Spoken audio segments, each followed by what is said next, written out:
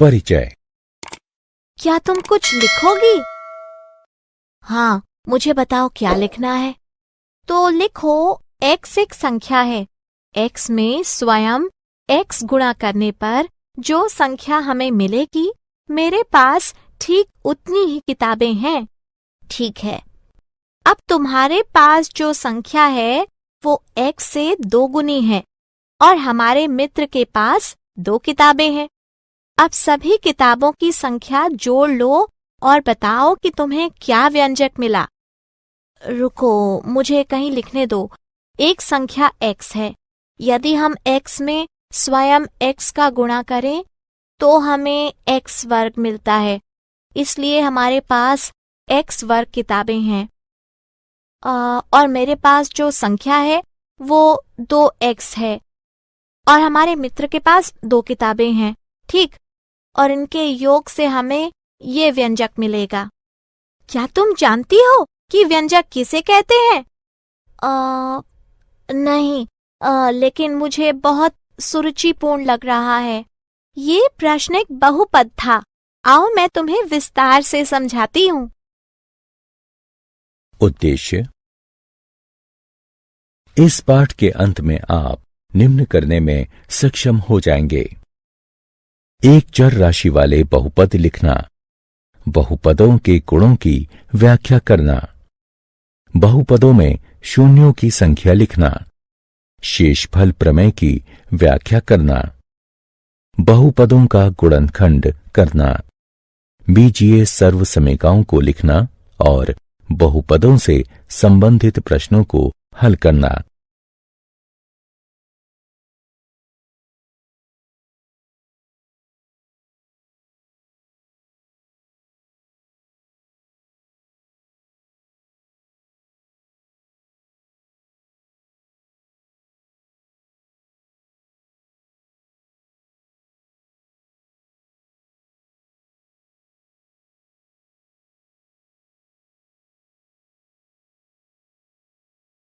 एक चर राशि वाले बहुपद।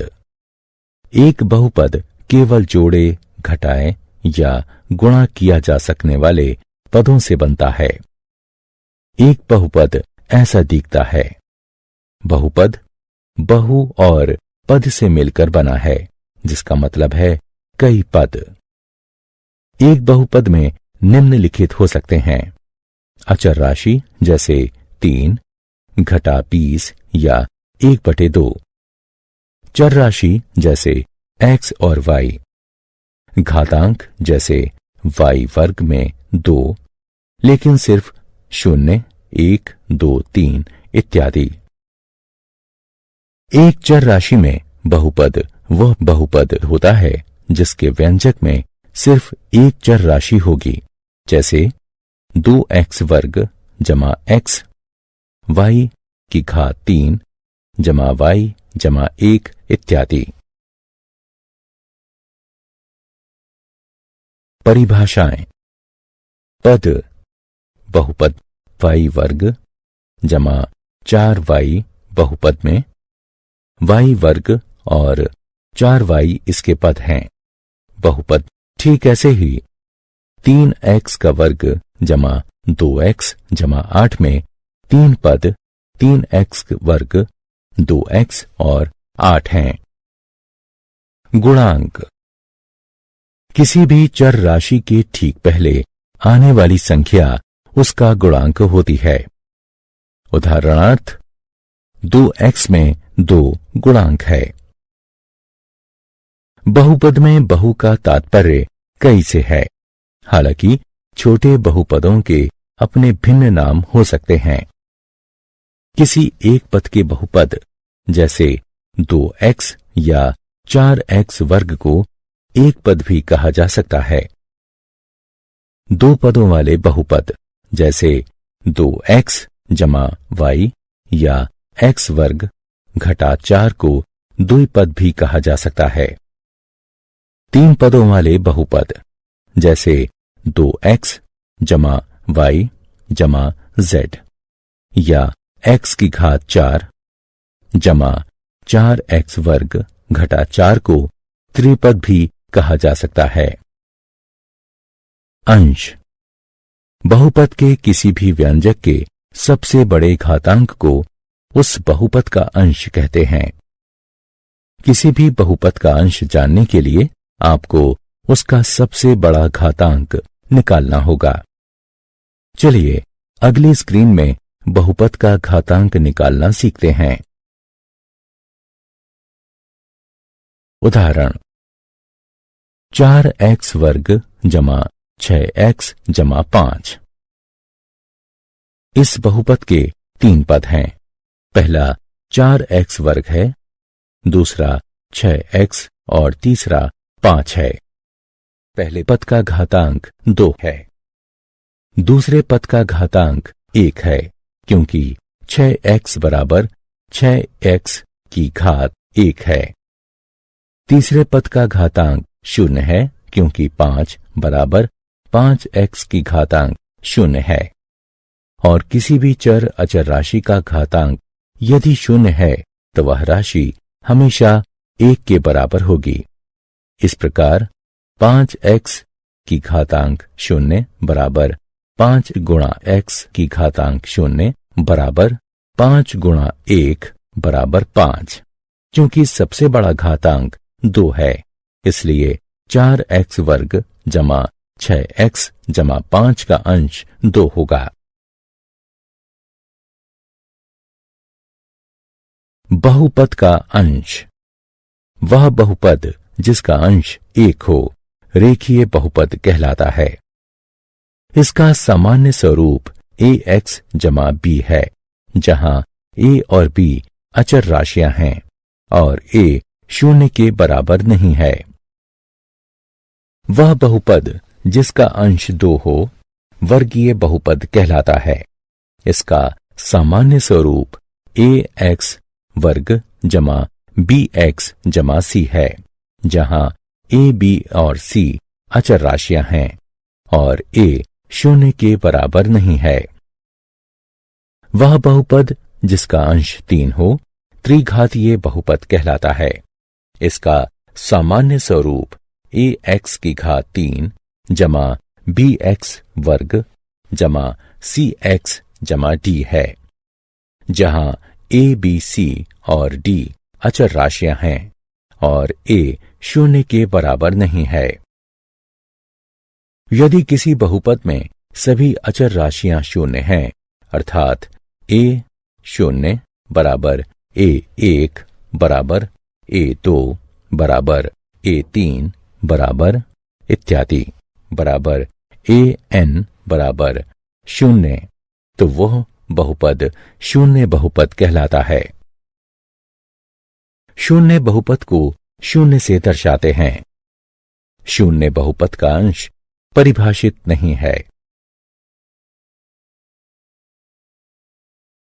बहुपद के शून्य। बहुपदों की चर राशियों के आधार पर हम उन्हें p, x, qx, py आदि तरह से दिखाते हैं।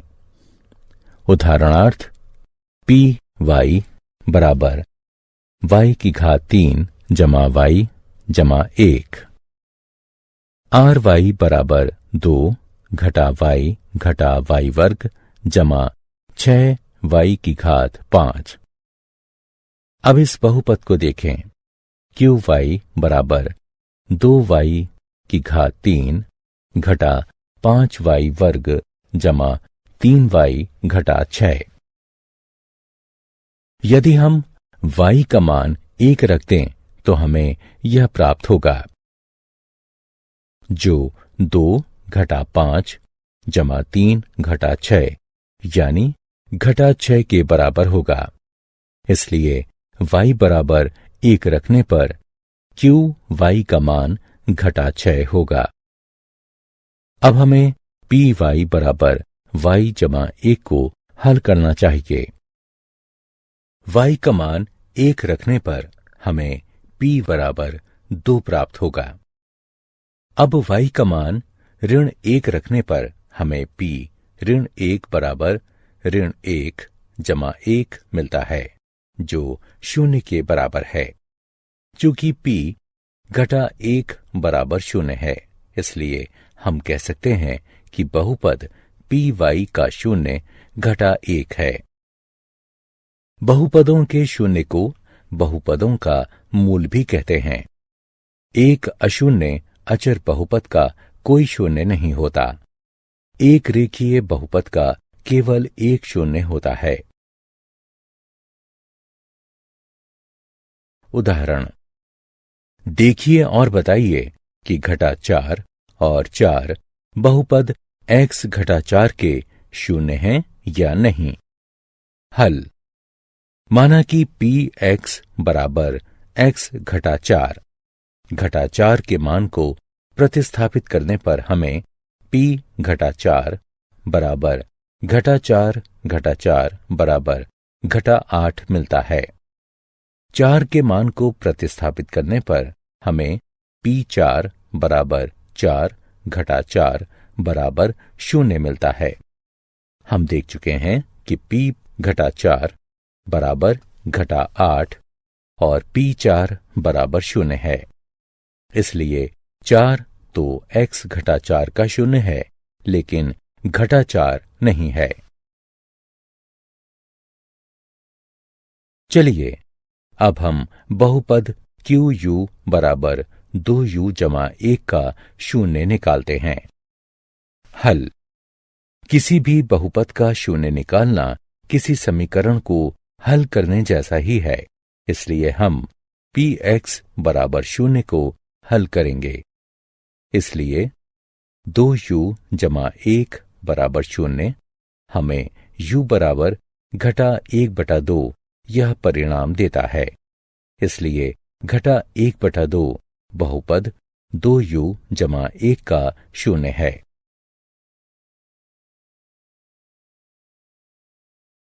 शेषफल प्रमेय। अंकगणित में हम कैसे भाग देते थे जहां हमें याद है। उदाहरणार्थ, 7 को 2 से भाग देने पर 3 आता है और शेषफल 1 बचता है। भाग के प्रत्येक हिस्से का एक नाम है। भाज्य, भाजक, भागफल, शेषफल। इसे इस रूप में भी लिखा जा सकता है। भाज्य बराबर भाजक गुणा भागफल जमा शेषफल। ठीक इसी तरह हम बहुपदों को भी विभाजित कर सकते हैं। उदाहरणार्थ, 5x की घात 3 जमा x वर्ग जमा x बटे x, जहां हम मान लेते हैं कि x बराबर 5x वर्ग जमा x जमा 1, 5x की घात 3 जमा x वर्ग जमा x के गुणनखंड हैं और 5x की घात 3 जमा x वर्ग जमा x 5x वर्ग जमा x जमा 1 और x का गुणज है। अब देखते हैं कि शेषफल प्रमेय क्या कहता है। माना कि px ऐसा बहुपद है जिसका अंश 1 या उससे बड़ा है। माना a कोई वास्तविक संख्या है। यदि p x में रेखीय बहुपद x घटा a से भाग दिया जाए तो शेषफल pa बचता है। हम इसे ही शेषफल प्रमेय कहते हैं। उदाहरण, px में qx से भाग दीजिए, जहां px बराबर x की घात 3 घटा 6x वर्ग जमा 11x घटा 6 और qx बराबर x घटा 1 है। हम इसे इस तरह भी लिख सकते हैं। अगले चरण में बहुपद के पहले पद में सबसे अधिक घातांक वाला पद पहला पद होगा। गुणांक के x वाले हिस्से से भाग देना होगा। इस स्थिति में x की घात 3 में x से भाग देने पर x वर्ग मिलेगा, जिसे आप भाग चिन्ह के शीर्ष पर लिखेंगे। अगले चरण में आप उस पद को भाजक से गुणा करेंगे जो आपने भाग चिन्ह के शीर्ष पर लिखा है। इस स्थिति में आप घन x घटा वर्ग x पाने के लिए x घटा 1 का वर्ग x से गुणन करेंगे। इसके बाद इसे विभाजन पंक्ति के अंतर्गत घटाएंगे। घटाने से आप उस पद से छुटकारा पा जाएंगे जिसका घातांक सबसे अधिक होगा, जिससे बहुपद का आकार छोटा हो जाएगा और जो एक शेषफल होगा। अब हमारे पास एक नया बहुपद है जिसके लिए हम दूसरा चरण दोहराएंगे। इस उदाहरण में हम 5x वर्ग में x से भाग देंगे और परिणाम घटा 5x को उस पद के साथ जोड़ देंगे जो पहले से भाग चिन्ह के शीर्ष पर है। अब हम तीसरे चरण को दोहराएंगे। अभी जो परिणाम भाग चिन्ह के शीर्ष पर है, जो हमें जोड़ने के बाद मिला है, उसमें हम पूरे भाजक से गुणा करेंगे और फिर बहुपद को भाग देने के बाद जो हमें मिला है उसे गुणनफल में से घटा देंगे। अब भाग चिन्ह में हमारे पास एक नया बहुपद है। जैसा कि आप पहले ही अनुमान लगा चुके होंगे कि बहुपद के पहले पद को हम भाजक के x हिस्से से विभाजित करके दूसरे चरण को दोहराएंगे। अब जो भी भागफल आएगा उसे भाग चिन्ह पर पहले से ही स्थित परिणाम के साथ जोड़ दीजिए। अब हम सबसे आखिर में जोड़े गए पद में पूरे भाजक से गुणा करेंगे और फिर विभाजित बहुपद में से प्राप्त परिणाम को घटा देंगे। एक नया बहुपद प्राप्त करने के लिए घटाने वाला चरण दोहराएंगे। यहां प्राप्त शेष फल 0 है क्योंकि हम px को गुणक x ऋण 1 से पूरी तरह विभाजित कर चुके हैं। यदि आप इस चरण तक पहुंच चुके हैं तो आपको परिणाम मिल चुका है, क्योंकि किसी में भी 0 से भाग देने पर हमें 0 ही मिलेगा।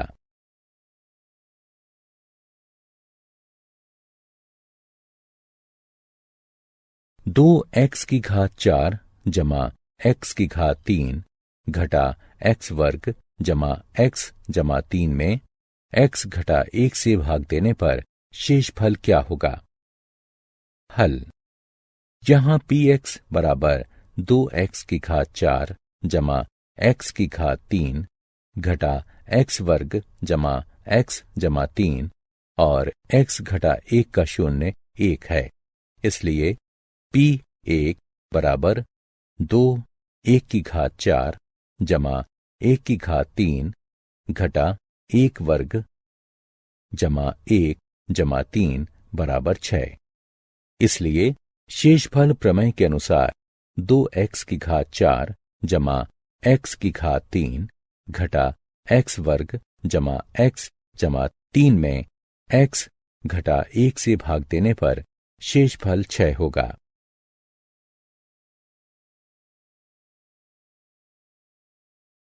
बहुपद का गुणनखंड। गुणनफल प्रमेय। यदि px एक बहुपद है जिसका अंश n बड़ा है 1 से, जहां n बराबर 1 है और a कोई भी वास्तविक संख्या है, तो यदि p a बराबर 0 है तो x घटा a px का एक गुणनफल होगा और यदि x घटा a px का गुणनफल है तो pa बराबर 0 होगा। गुणनफल के उदाहरण। उदाहरण: बहुपद 2x का वर्ग घटा 5x जमा 3 का गुणनखंड कीजिए। हल। माना f(x) बराबर 2x वर्ग घटा 5x जमा 3 है। चलिए प्रयत्न और त्रुटि विधि द्वारा x बराबर 1 की जांच करते हैं। इसलिए f1 बराबर 2 1 का वर्ग घटा 5 1 जमा 3 बराबर 2 घटा 5 जमा 3 बराबर 0। गुणनफल प्रमेय के अनुसार यदि f1 बराबर 0 है तो x घटा 1 बहुपद fx का गुणनखंड होगा। इसलिए x घटा 1 दिए गए बहुपद का गुणनखंड होगा। दिए गए बहुपद में x घटा 1 से भाग देने पर हमें 2x घटा 3 मिलता है। इसलिए दिए गए बहुपद के गुणनखंड x घटा 1 और 2x घटा 3 होंगे। बीजगणितीय चिन्ह। यहां कुछ बीजगणितीय चिन्ह हैं, हम जिन्हें पहचानना सीखेंगे।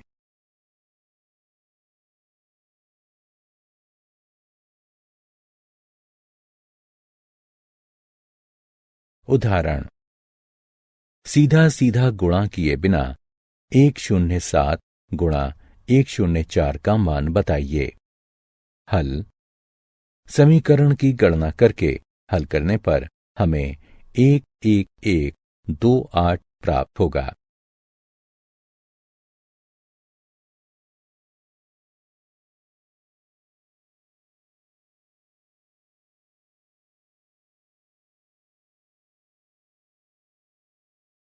क्या आप जानते हैं, बहुपदीय गुणनखंड के वास्तविक शून्यों की संख्या बहुपद के अंश से अधिक नहीं होती।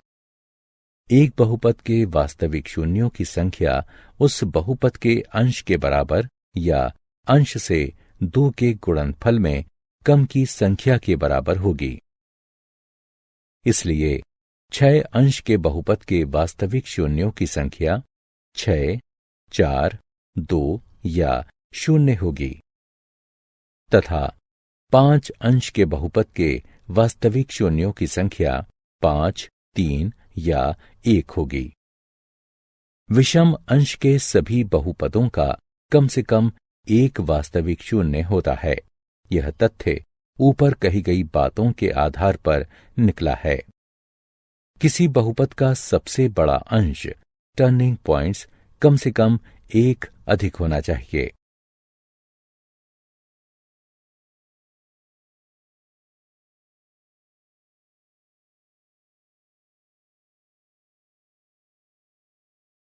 सारांश। आइए हमने जो कुछ सीखा है उसे संक्षेप में दोहराएं। एक बहुपद px एक चर राशि x में x रूपों में एक बीजीय अभिव्यक्ति है। px बराबर an xn जमा an घटा 1 x की घात n घटा 1 जमा इत्यादि जमा a2 x वर्ग जमा a1 x जमा a0, जहां a0, a1, a2 इत्यादि an अचर राशियां हैं और an जो बराबर नहीं है 0 के।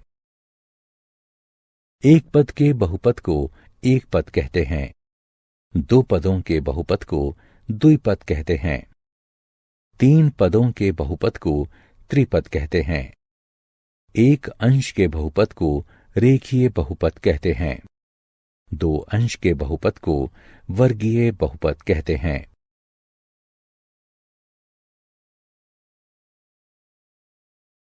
तीन अंशों के बहुपद को त्रिघातीय बहुपद कहते हैं।